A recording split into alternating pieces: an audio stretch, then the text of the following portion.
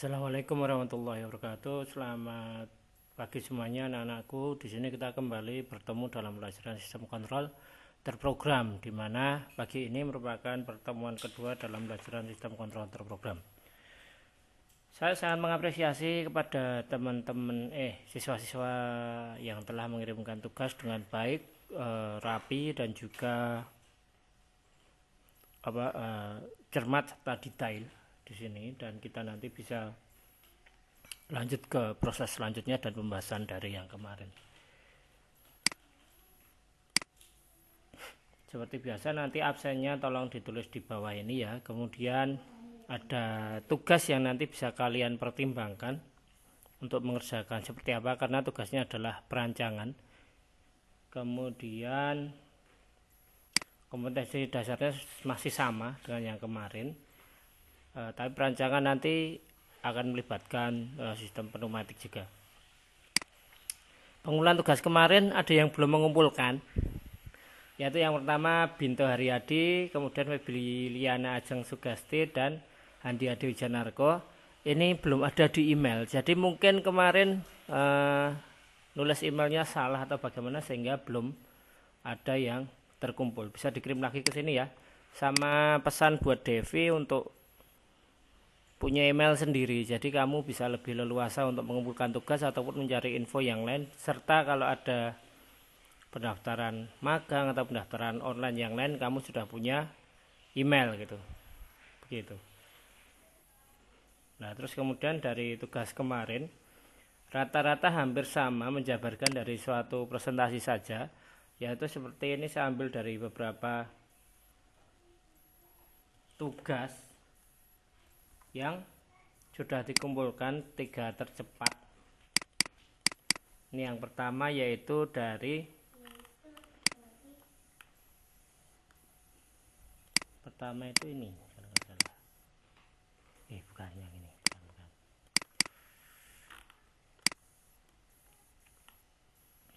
Ini siapa ya?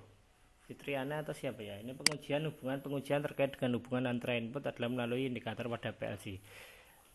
Lebih baik lagi kalau rata-rata seperti ini menjawabnya.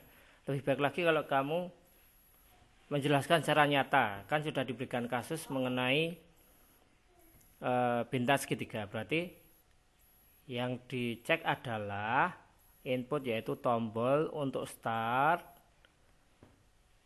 kemudian dipasangkan apakah sudah sama dengan input I sekian sekian gitu, atau mungkin input 0 titik sekian kayak gitu. Kemudian pada hubungan ini punya, kalau nggak salah punya Fadila, kemudian ada Gibran juga ya.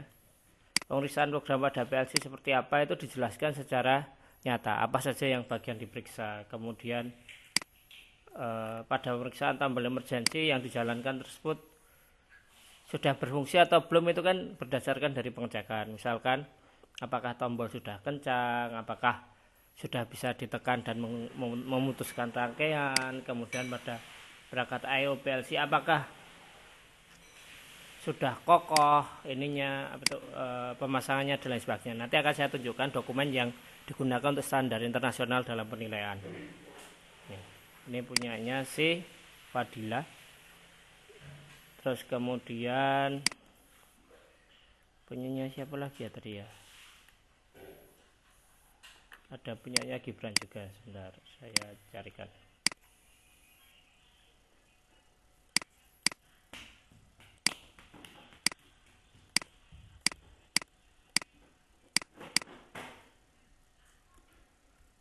Tapi kok nggak bergerak. Sebentar, lanjut ya. Ngehang ini.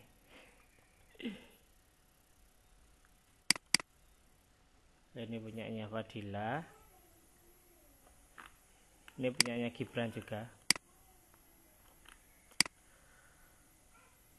Sambungan kabel di kontaktor, apakah ada serabutnya yang keluar, apakah ada sudah kencang,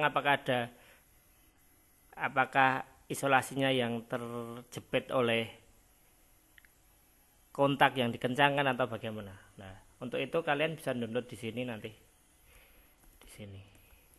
Ini ya. Ini kalian bisa scan menggunakan QR code. Ini hasilnya seperti ini nanti kalau kalian buka. Ya, ini diambil dari penilaian WordSkill dan ini sangat rinci sekali. Kalau bisa kalian merincikan seperti ini bagus, karena sebenarnya kita kalau bisa memasang dengan baik, otomatis kadang kita nggak kepikiran yang jelek seperti apa, begitu. Kita kepikiran tapi kurang rinci lah, seperti itu. Jadi kalian memikirkan bagaimana apa aja yang dicek ketika kalian menjadi seorang supervisor yang menugaskan bawahanmu untuk mengecek, begitu. Karena kalian tugasnya commissioning sama pengujian.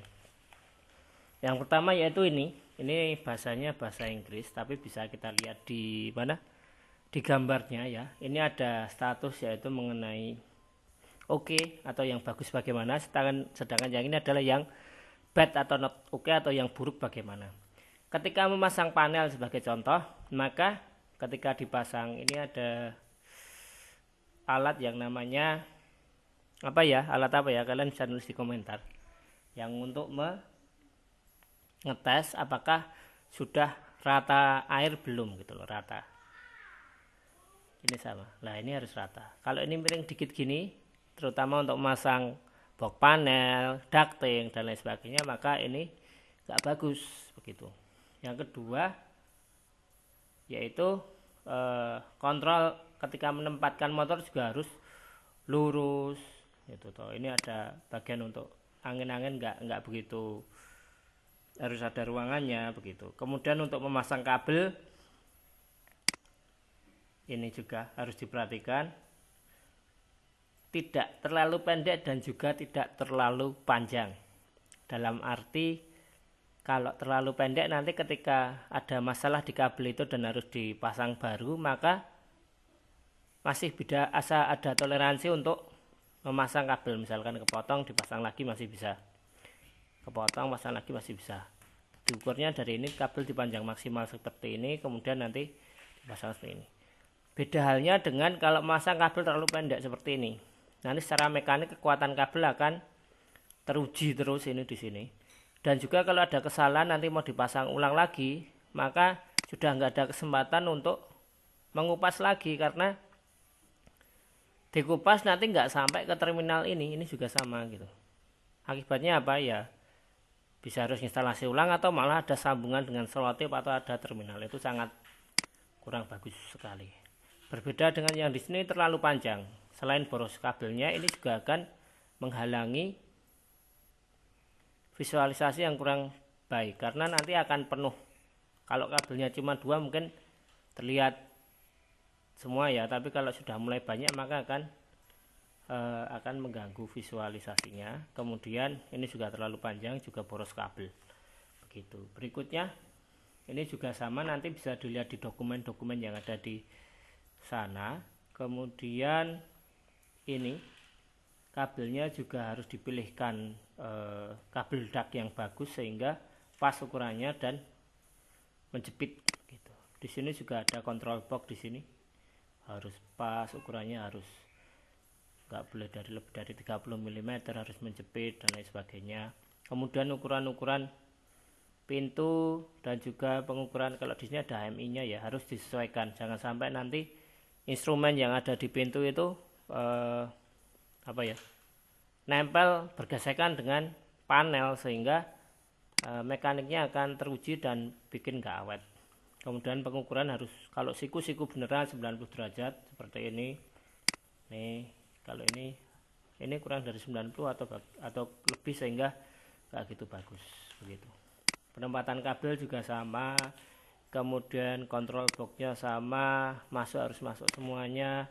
Kemudian ini yang sering dilakukan adalah, ini sering kesalahan terjadi adalah kabel ini enggak berserabut. Ini sudah dijadikan satu. Ini kalau ini masih terdapat jarak antara besi ini dengan kabel sehingga memungkinkan enggak rapat ini. Apalagi sampai ada serabutnya, itu sangat enggak baik, karena kalau sampai nyenggol ke terminal berikutnya, maka akan terjadi hubung singkat atau kesalahan pasang begitu. Nah, ini kabel yang enggak terpakai di isolasi, kemudian di sini ada pemotongan yang enggak sesuai juga. Kemudian ini juga ada pembedaan di bagian kabel, jadi kesalahan-kesalahan yang mungkin terjadi di sini. Kalau nggak bagus nanti dijadiin satu seperti ini. Padahal ini sudah dibedakan, sehingga dibedakan ke grup atau kelompok dan bisa lebih rapi. Pemasangan kabel juga, ducting juga harus rapi, ini rapi, halus, rapi. Kalau ini ada sisa-sisa ini, mungkin ini ada sisa ya, kurang begitu diperhatikan, sisa enggak siku, sedangkan ini juga enggak lurus, dan ini ada enggak dikikir atau enggak diamplas, sehingga enggak bisa halus seperti ini begitu. Ini juga sama, ducting kabel hose, kemudian ada shieldnya ini, kemudian ini ada kabel traynya, kemudian ada labelingnya, dikasih kabel labeling adalah seperti ini ya, ini dikasih kabel labeling sehingga langsung mengacu ke kabelnya. Kalau ini cuma dioret-oret menggunakan spidol kotor, kemudian ini dioret-oret pakai spidol, dimana ini dimungkinkan bisa hilang, atau dengan kekuatan mekanik gesek-gesek bisa hilang, atau dengan kondisi cuaca. Tapi ini dengan kabel yang khusus, maka kabel label yang khusus, maka akan lebih awet. Kemudian pada ducting juga sama, ini juga harus disesuaikan ya, begitu. Di file yang berikutnya juga sama, ini mengenai profesional praktis, sama, hampir sama ini ya. Ini ada yang lebih sama, cuma lebih detail saja begitu.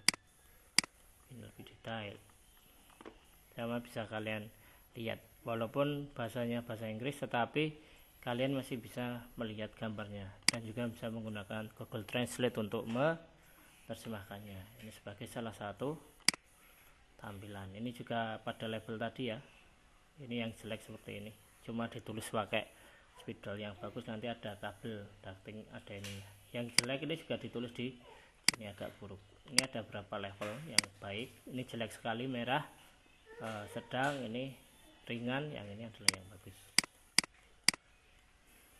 Ini ya, kabelnya juga kabel tis rapi. Kalau ini enggak begitu rapi ya, ini juga enggak begitu rapi. Kalau rapi seperti ini dibedakan satu demi satu begitu.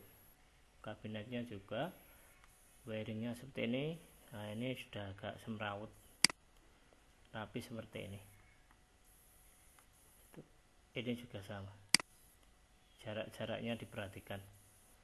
Ini kebersihannya nggak gitu bagus karena ini ada sisa-sisa penanda, ini juga ada sisa-sisa oret-oretan yang bikin jelek, karena apa, ini sangat kotor sekali begitu. Yang bisa kalau ada pertanyaan bisa ditulis di komentar ya, dan saya akan mengapresiasi sekali yang bertanya, dari anda semua bertanya, dan yang menjawab pertanyaan teman-temanmu sendiri, itu akan sangat bagus sekali, karena kamu di sini adalah wujud dari pertemuan yang ada kita di sekolah, dan pada waktu ini baru ada wabah dan diwujudkan dalam bentuk virtual. Jadi kalau kamu pengen tanya ya tanya saja, nggak usah malu-malu, nggak usah ya seperti biasalah di kelas, mau tanya ya tanya, ada yang belum paham bisa ditulis di sini, dan teman yang lain bisa menjawab seperti itu, nggak usah takut.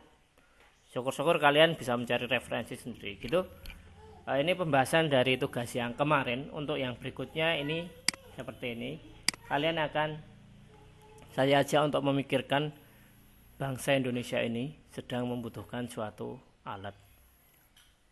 Kalian sebagai seorang siswa teknik otomasi industri sudah memiliki berbagai kemampuan pengendalian, penciptaan suatu rangkaian, otomatisasi, dan mampu menjawab persoalan-persoalan secara teknis di bidang otomasi industri.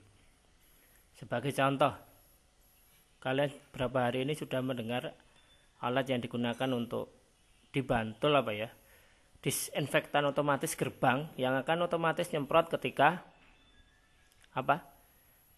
ada orang yang lewat dengan disinfektan. Jadi ada orang lewat, maka akan otomatis ada disinfektan. Itu bisa dilihat di YouTube ya. Saya tadi nggak memasukkan filenya di sini, tapi itu hanya menggunakan sensor gerak dan dengan pompa kabut. Dari situ nanti muncul seperti itu. Semoga aja sekolah kita juga ada ya, sehingga bisa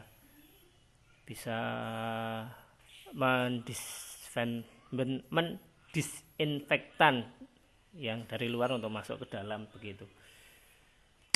Ya, ini ada literasi. Kalian akan saya ajak untuk memahami suatu alat yang digunakan untuk pasien corona yang sudah kritis.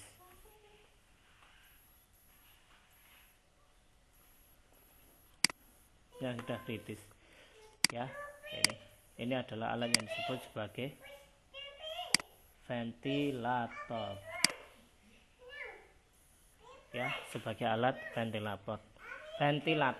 Jadi kenapa kok butuh ventilator? Ini bisa diperhatikan.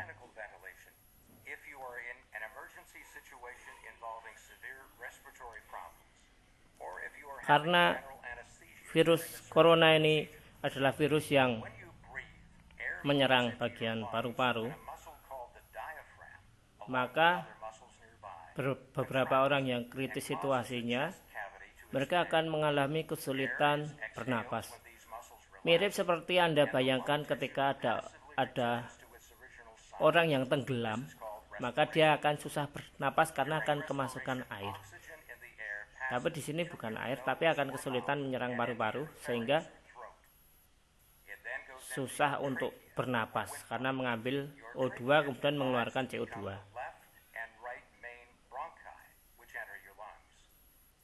Inside your lungs, the main bronchi divide repeatedly and eventually become small tubes called bronchioles.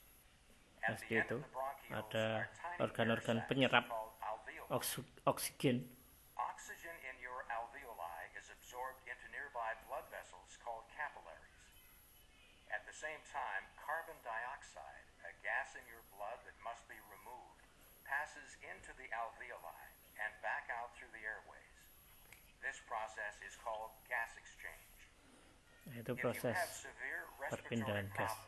The oxygen levels in your blood may drop too low, or the carbon dioxide levels may rise too high. Either of these conditions can result in damage to your vital organs, including your heart and brain. Some conditions that may lead to severe respiratory problems include drowning and obstruction in the trachea, such as a foreign object or tumor. Obstructive pulmonary diseases such as asthma, chronic bronchitis, and emphysema. Diseases such as pneumonia and acute respiratory distress syndrome, or ARDS. Severe weakness of the muscles that control breathing, and damage to the bones and tissues of the chest. Under these circumstances, you may need additional oxygen or breathing support through mechanical. Jadi dengan penyakit itu sebagai contoh pneumonia itu akan membutuhkan, kalau sudah kritis, membutuhkan alat bantu pernapasan, di mana alat bantu pernapasan itu akan memompa oksigen untuk masuk dan mengeluarkan CO2 secara mekanik dan otomatis, sehingga paru-paru akan dibantu. Jadi akan dibuntu saluran pernapasan, kemudian akan dibantu oleh alat ini untuk mengembuskan udara oksigen, kemudian mengeluarkan udara yang dari paru-paru. Secara terus-menerus dan periodik.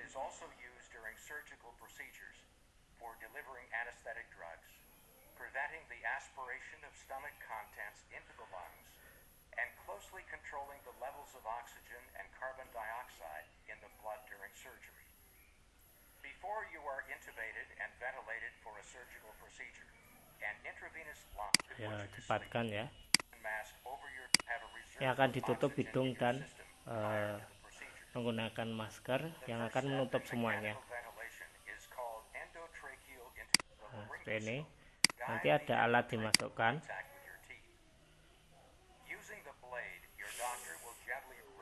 Semoga kita dihindarkan dari penyakit ini, ya amin.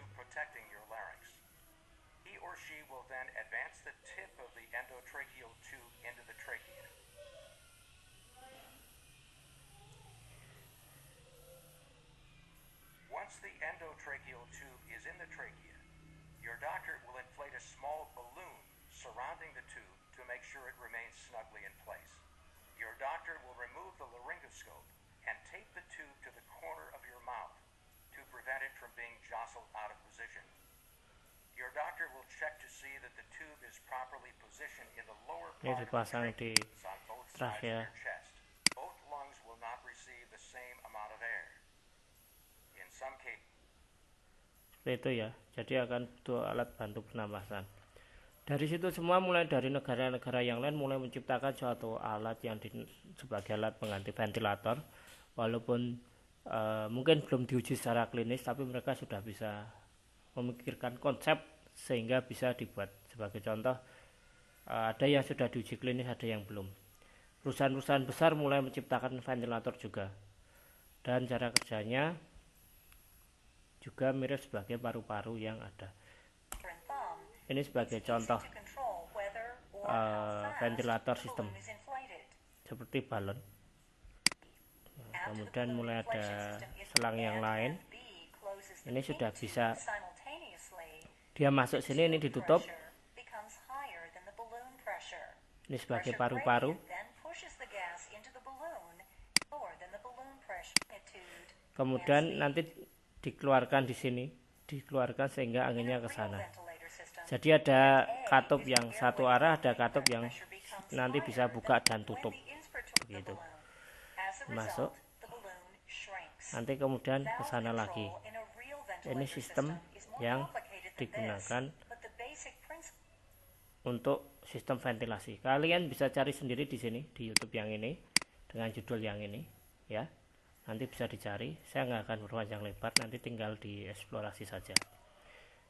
Banyak sekali ini alat-alat, ada alat-alat yang digunakan, dan nanti bisa kalian lengkapi sehingga bisa menambah perancangan kalian, begitu. Ini alat-alatnya juga bisa kalian lihat. Coronavirus ini ada yang sistemnya seperti ini alatnya. Ada sistem yang untuk menghembuskan udara, dan juga ada yang menghembuskan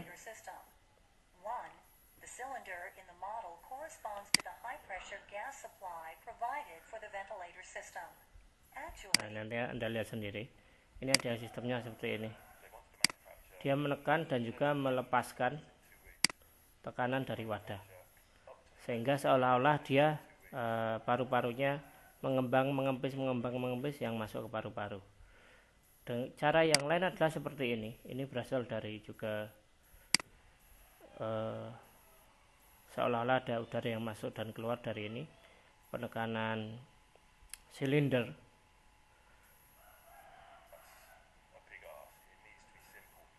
Tapi